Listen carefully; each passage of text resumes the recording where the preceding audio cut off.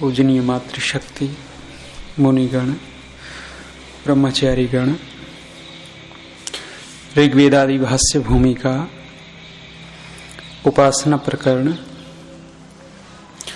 और उपासना प्रकरण में सूत्र देख रहे थे हम। मैत्री करुणा मुदितो उपेक्षाणाम सुख दुख पुण्य अपुण्य विषयाणाम भावनातश्चित्त प्रसादनम। संसार को ऋषि ने 4 भागों में बांट दिया। संसार के मनुष्यों को, संसार में बहुत सारे लोग सुखी मिलते हैं, बहुत सारे दुखी मिलते हैं, बहुत सारे पुण्य आत्मा मिलते हैं और बहुत सारे पाप आत्मा होते हैं। उन चारों के साथ हम कैसा कैसा व्यवहार करें जिससे हमारे मन के अंदर प्रसन्नता बनी रहे, खिन्नता दूर हो जाए, उसके लिए कहा तत्र सर्व प्राणीषु सुख संभोगापन्नेषु मैत्रीम भावयेत। सब प्राणियों में जो सुख संभोग से आपन्न है, सुखों से जो पूरित हैं, उनके साथ मैत्रीम भावयेत, मित्रता की भावना करें। दुखितेषु करुणाम, और दुखी लोगों के ऊपर करुणा करें। ये हम देख रहे थे, सुखी लोगों से प्राय करके हमारा द्वेष बन जाता है, ईर्ष्या हो जाती है, और दुखी लोगों को देख करके प्राय करके व्यक्ति घृणा करने लग जाता है। द्वेष और घृणा ये होंगे तो मन के अंदर क्षोभ उत्पन्न बना रहेगा, मन के अंदर चंचलता विक्षिप्तता बनी रहेगी, एकाग्रता, शांत मन नहीं होगा, प्रसन्नता की तरफ नहीं चलेगा। यदि सुखी लोगों के साथ हम मित्रता का व्यवहार करते हैं तो निश्चित रूप से हमारा मन शांत होगा, प्रसन्न होगा। दुखी लोगों के प्रति यदि हम दया का भाव करते हैं, करुणा का भाव जागृत कर लेते हैं तो निश्चित है शांत और सुखी होगा। उसके विपरीत जो मैं बोल रहा, घृणा का भाव प्राय करके हो जाता है। कहीं कहीं हम बेचारा कह करके कुछ संवेदना दिखा देते हैं, लेकिन बेचारा कहने मात्र से नहीं होगा। कोई कोढ़ी व्यक्ति है, कोढ़ी व्यक्ति सामने आ गया और हमने कहा ओहो बेचारा है, उसी समय कह दिया जाए कि आप थोड़ी सी इसकी सेवा कर देवे, इनके घाव धो देवे, तब पता लगेगा कि कितनी हमारे अंदर संवेदना है। उस समय करुणा है या नहीं है, दया है या नहीं है, पता लग जाएगा। यदि हम बिना संकोच के करुणा भाव से उसके घाव साफ करते हैं, सेवा करते हैं, औषधि लगाते हैं, तो निश्चित है हमारे अंदर करुणा का भाव है, दया का भाव है। और उस समय जो मन को संतोष मिलता है वो करने वाला ही अनुभव कर सकता है, दूसरे को अनुभव नहीं होगा। वो सेवा सबसे बड़ा प्रसन्नता देने वाली है। अनुभव करना किसी की सेवा, कोई असहाय व्यक्ति है जो बेचारा स्वयं कुछ कर नहीं सकता और उसका हम सहयोग सहायता करते हैं, उस समय हमें अंदर अंदर अनुभव होगा कि कितना आनंद आता है उस सेवा में। और उसके विपरीत यदि घृणा करते हैं तो मन के अंदर खिन्नता आएगी। दूसरा कहा है पुण्य आत्म केशु मुदिताम। जो पुण्य आत्मा होते हैं, कुछ लोग पुण्य आत्मा कौन होते हैं? साधु संत होते हैं। उनके साथ मुदिताम, प्रसन्नता का, हर्षित हो जाए देख करके, आहा बड़ा पुण्य आत्मा है ये तो, हो आ गया, मस्टंडा बना हुआ है, कमा करके नहीं खा सकता, घूम रहा है ऐसे ही। एक ये भी भाव है और एक ये भी है, हा देखो कितना बढ़िया ब्रह्मचारी है, धन्य है इसकी माँ, धन्य है इसका पिता। ऐसा गृहस्थ सोचता है उसको अलग ही भाव बनेंगे। और जो ये सोचता है कि पला पड़ा है, कमा के नहीं खाया जाता, ये भी भाव है। ये पला पड़ा है, क्यों भाव आ गए? क्योंकि कुछ लोग ऐसे इस समाज के अंदर घुस गए, लाल वस्त्र वाले, सफेद वस्त्र वाले, दूसरे वस्त्रों वाले जो साधु सन्यासी बने हुए हैं, उनका उद्देश्य वो नहीं होता जो साधु सन्यासी का होना चाहिए। उनका उद्देश्य गलत होता है, इसलिए समाज में एक गलत संदेश चला गया कि ऐसे कपड़े वाले जो होते हैं वो निठल्ले होते हैं, जिसको कमाया नहीं जाता वो ऐसे कपड़े पहन करके मांगते हैं। आप दिल्ली में जाएंगे, नांगलोई में ऐसा बहुत बड़ा वर्ग है जो सुबह निकलता है तिलक छाप करके, वस्त्र पहन करके, राम नाम की चद्दर और गांव-गांव में निकल जाते हैं, और सायंकाल उन्हीं को आप देखेंगे जींस की पैंट मिलेगी, बहुत अच्छे वस्त्र मिलेंगे और हॉल के सामने टिकट खरीदते हुए मिलेंगे। हैं ऐसे? ऐसों को देख करके समाज के अंदर एक गलत संदेश चला गया और वो ठीक लोगों को भी ऐसी दृष्टि से देख करके हे कर देते हैं। लेकिन जो वास्तव में साधु होता है उसके लिए तो वही सम्मानाद ब्रह्मणो नित्यम उद्विजेत विषादेव अमृतस्य चाकांक्षेत अवमानस्य सर्वदा। स्वामी स्वतंत्रानंद जी रोहतक में भिक्षा मांग रहे थे, प्रसिद्ध हो गए थे बाल्टी वाले बाबा जी। बाल्टी रखते थे, भिक्षा मांगा करते थे। जैसे दीनानगर में दयानंद मठ की स्थापना की, ऐसे ही रोहतक में भी दयानंद मठ उन्होंने स्थापित किया था, चल रहा है अभी भी। भिक्षा मांगते थे, एक द्वार पर गए, भिक्षा मांगी, माताजी बाहर आई और दो चार ऐसी सुना दी, वही बातें, कमा करके नहीं खाया जाता। उठा के बाल्टी आ गए, लंबे तगड़े बहुत थे, शरीर बहुत उनका पुष्ट था, इतनी ताकत है और बाल्टी मांगना ही कई सारी सुना दी। स्वामी जी अगले दिन फिर उसी घर पे चले गए और भिक्षाम दे ही। माता जी ने देखा, ओहो वही फिर आ गया, शर्म नहीं आती, कल तो भगाया था फिर आ गया। कोई बात नहीं, फिर सुन ली।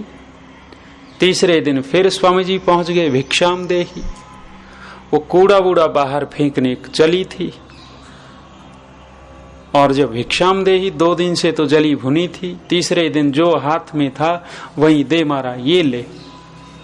राख धूल पड़ गई। स्वामी जी बड़े प्रसन्न हुए, कहने लगे आज तो कुछ मिला है। हमने सुना था जो गरजते हो बरसते नहीं, लेकिन आज तो वर्षा हो रही है। वर्षा हो गई। जब ऐसी स्थिति देखी तो माताजी पिघल गई और कहने लगी वास्तव में साधु है। जब तक वहां रहे तब तक माताजी इंतजार किया करती थी कि स्वामी जी कब आए, भिक्षा लेकर के जाएं। ऐसे जो साधु होते हैं उनके प्रति मुदिता, प्रसन्नता का भाव हो पुण्य आत्माओं के प्रति। जो पुण्य आत्माओं को देख करके प्रसन्न हो जाता है, हर्षित हो जाता है, मन के अंदर निश्चित है स्थिरता, प्रसन्नता, शांति मिलेगी। लेकिन पुण्य आत्माओं के प्रति जो व्यक्ति द्वेष बना लेता है, उनके प्रति हर्ष नहीं जगाता, प्रसन्न नहीं होता देख करके, उसको पाप भी बहुत लगता है। आपके इसी योग दर्शन में कुछ सद्यः कर्मों के फल मिलने वाले की बात कही है कि कुछ ऐसे कर्म होते हैं जो किया और थोड़े ही काल में मिल जाएगा उनका फल। वो कौन से कर्म गिनाए हैं? जो विद्वान व्यक्ति हैं, जो पुण्य आत्मा है, उनका जो अहित करता है बहुत जल्दी फल मिलेगा उसको। जो गरीब है, जो बेचारा दीनहीन है, दुखी है, रोगी है, उसका जो अहित करता है बहुत जल्दी फल मिलने वाला है। लोक में एक कहावत क्या चल पड़ी, गरीब की हाय नहीं लेनी चाहिए, दुखी व्यक्ति की हाय नहीं लेनी चाहिए। किसी साधु महात्मा की वो सारा का सारा योग दर्शन प्रकट हो गया। क्यों? क्योंकि बहुत जल्दी ऋषि दयानंद का हाथ पकड़ा था उसने, रावकर्ण ने, और हाथ क्या पकड़ा था? वो तलवार निकाल ली थी। स्वामी दयानंद जी को ललकार बैठा था। गंगा के किनारे ऋषिवर ने कहा कि रावकर्ण ऐसा मत कर, समझाया। ऋषिवर जानते थे परिणाम बहुत भयंकर होते हैं, लेकिन राव ने तो वो तलवार ही निकाल ली और स्वामी जी ने जब वो 2 झटके दिए, टुकड़े कर दिया, हाथ पकड़ लिया। वो जब हाथ पकड़ा स्वामी जी का इतना वो बल था, पकड़ना ही पड़ा, थोड़ा कड़ा, क्योंकि वो यदि ढीला छोड़ देते तो कर बैठता गड़बड़। कड़ा हाथ पकड़ लिया। कहते हैं कि वो ऐसा हाथ पकड़ा गया कि रुधिर बंद हो गया था हाथ में। अगले दिन फिर वो उपद्रवी भेजे थे ऋषिवर के सामने, और स्वामी जी समझ गए थे कि उस रावकर्ण की हरकत है, पता लग गया था। स्वामी दयानंद जी पहले ही भान हो गया, चौकी के ऊपर उठ करके बैठ गए और ध्यान करना शुरू कर दिया। और जब वो 5-7 आए डरते डरते तलवार लेकर के, ऋषिवर ने एक हुंकार भरी थी, उसी हुंकार में ही उनको दौड़ पड़े और देखा कि उनका तो शौच निकला पड़ा है, कईयों का पेशाब निकल गया डर में। क्योंकि जो पापी होता है वो आधा तो अपने आप मरा हुआ होता ही है। और कहते हैं रावकर्ण ने जब स्वामी दयानंद जी को सताया था, ऋषिवर ने कहा तो था कि राव, यदि तुझे युद्ध करना है तो जोधपुर और जयपुर के राजाओं से युद्ध कर ले, शस्त्रार्थ करना है। और यदि शास्त्रार्थ करना है तो तेरी बस की बात नहीं, अपने रंगाचार्य को बुला दे। वृंदावन में रंगाचार्य होता था उनका गुरु है जी। कभी कभी रंडाचार्य कह दिया करते थे उनको, क्योंकि वो घिरे रहते थे स्त्रियों से। ये मत संप्रदाय चले ही ऐसे हैं। कहते हैं अंतिम समय रावकर्ण पागल हो गया था, और जो हाथ उठाया था आधा हिस्सा काम करना छोड़ गया था, पैरालाइज, लकवा मार गया था। हाय हाय करता था रावकर्ण। क्यों? क्योंकि एक योगी को, एक ऋषि को सताया उसने।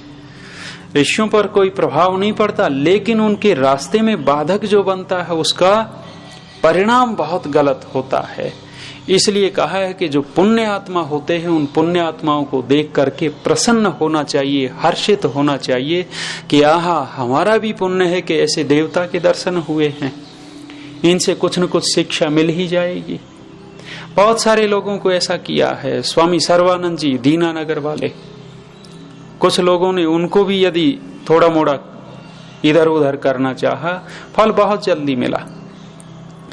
आचार्य बलदेव जी को एक व्यक्ति ने सताया था। गुरुकुल कालवा में जब आचार्य जी थे, 23 वर्ष आचार्य जी ने पढ़ाया गुरुकुल कालवा में, और जब तक पढ़ाया तब तक बाहर नहीं गए, लगातार पढ़ाते रहे, विद्वान निकले। जब समाज में उतरे हैं तो समाज का बहुत बड़ा काम किया है, कर रहे हैं। करें कि एक व्यक्ति ने उनका भी अपमान किया था, सताया था, पास के ही गांव, शायद कालवा के ही थे, सुना मैंने। कहने लगे वो व्यक्ति भी पागल हो गया, हाय हाय करता था वो भी। क्यों? क्योंकि जो व्यक्ति पुण्य आत्माओं को सताता है उसको फल बहुत जल्दी मिलता है, और बुरा फल मिलता है, अच्छा नहीं मिलता। इसलिए कहा है पुण्य आत्मेषु मुदिताम, और अंतिम कह दिया अपुण्य शीलेषु उपेक्षाम। जो पापी लोग हैं, जो अपुण्य आत्मा हैं, जो अधर्मी हैं, जो कुटिल हैं, जो समाज में हानि ही हानि करते हैं, ऐसे लोगों के प्रति यदि मन में प्रसन्नता रखनी है तो उपेक्षा कर लेवे। ये योग के लिए है, नीति में और समाज में ऐसा नहीं चलता। संकेत कर देता हूं, जो ध्यान और उपासना, जो समाधि लगाना चाहता है उसके लिए है ये। जो सामाजिक व्यवस्था को ठीक करना चाहता है, क्षत्रिय धर्म का पालन करना चाहता है, उसके लिए बिल्कुल नहीं है कि उपेक्षा करके छोड़ देवे। चोर चोरी कर रहा है, आतंकवादी आतंकवाद मचाए है, जो छल कपट करने वाले छल कपट कर रहे हैं, व्यभिचार करने वाले व्यभिचार कर रहे हैं ना, उनको तो सबक सिखाना ही होता है। वो राजा का काम है, वो जरूर ऐसा करे, वो उनके साथ उपेक्षा बिल्कुल नहीं बरते।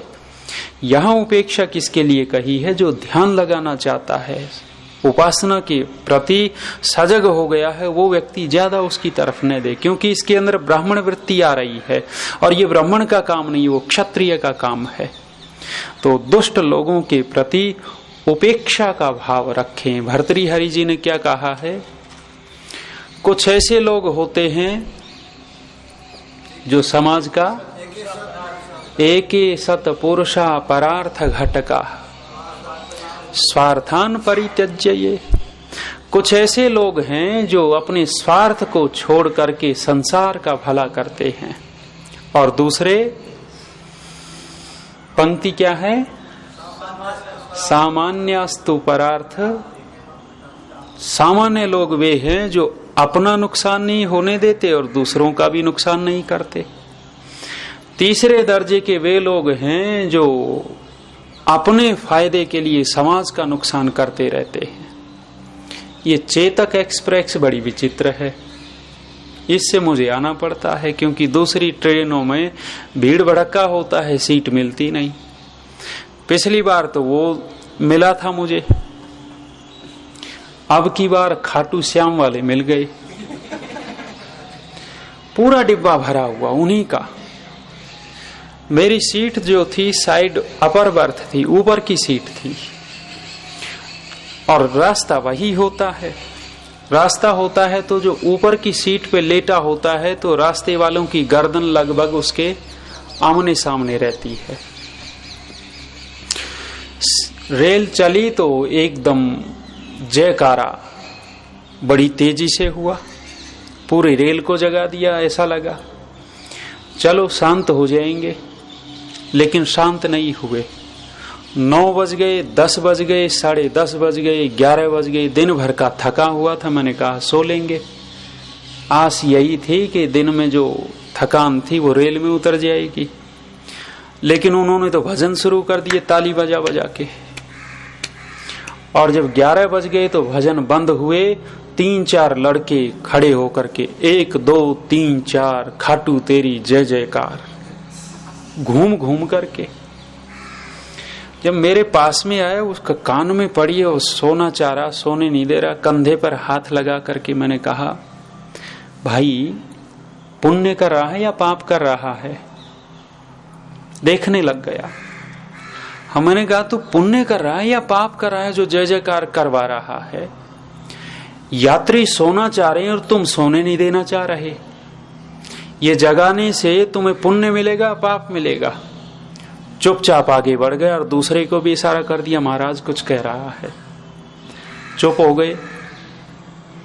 मैंने कहा चलो अब सोने को मिलेगा। 1 बजे गाड़ी रिंगस रुकी। रिंगस है एक फुलेरा से पहले, ये जयपुर होकर के नहीं आती, घूम करके आती है। वहां रुकी तो वो उनको सबको उतरना था, फिर जय जयकार शुरू हो गई। फिर नींद उखड़ गई। उतरने लगे, कई सारे करें और जल्दी उतरो, कभी चलने पड़े। संयोग से जो मेरे पास में ही था वो बड़े इत्मीनान से कह रहा, अरे क्या जरूरत है जल्दी जल्दी की, यदि गाड़ी चल पड़ी तो चेन खींच देंगे, इसमें क्या है, टेंशन लेने की जरूरत नहीं है, चेन खींच देंगे, चिंता मत करो। फिर मुझे कंधे पर हाथ लगाना पड़ा। फिर उसी से वही सवाल पूछ लिया। मैंने कहा कि तू चेन खींचेगा या धर्म करेगा या अधर्म करेगा? अरे महाराज बच्चे हैं, रेल चल पड़ी तो खींचनी ही पड़ेगी। मैंने कहा बस मैं तो इतना पूछ रहा हूं, तेरा धर्म होगा या अधर्म होगा? हजारों यात्रियों का तो जो समय नष्ट करेगा वो कैसा लगेगा तुझे? तू जा रहा हो आगे, तेरा परिवार जा रहा हो, संबंधी हो, और दूसरे लोग चेन खींच दे हुए गाड़ी खड़ी रहे, कैसा लगेगा? चुप। एक तरफ तो वो खाटू श्याम जा रहे हैं मंदिर में मनाने के लिए, बड़े धार्मिक व्यक्ति हैं, टोपी भी लगा रखी थी, और दूसरी तरफ सामान्य सा व्यवहार नहीं आता। इसलिए कह रहे हैं कि कुछ लोग ऐसे होते हैं जो अपने स्वार्थ के लिए दूसरों का नुकसान करते रहते हैं। लेकिन भर्तृहरि जी क्या कहते हैं, कुछ ऐसे भी होते हैं जो न अपना फायदा है न समाज का फायदा है, केवल और केवल नुकसान है। ऐसे लोगों को क्या कहा, ते के न जानी महे, उनका मैं नाम क्या रखूं, मैं भी कुछ नहीं कह सकता।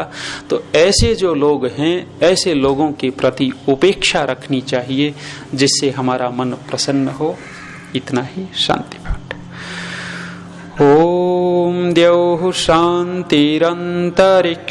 शान्तिः पृथिवी शान्तिरापः शान्तिरोषधयः शान्तिः वनस्पतयः शान्तिर्विश्वे देवा शान्तिर्ब्रह्म शान्तिः शान्तिः शान्तिरेव शान्तिः सामा शान्तिरेधि ॐ शान्तिः शान्तिः शान्तिः।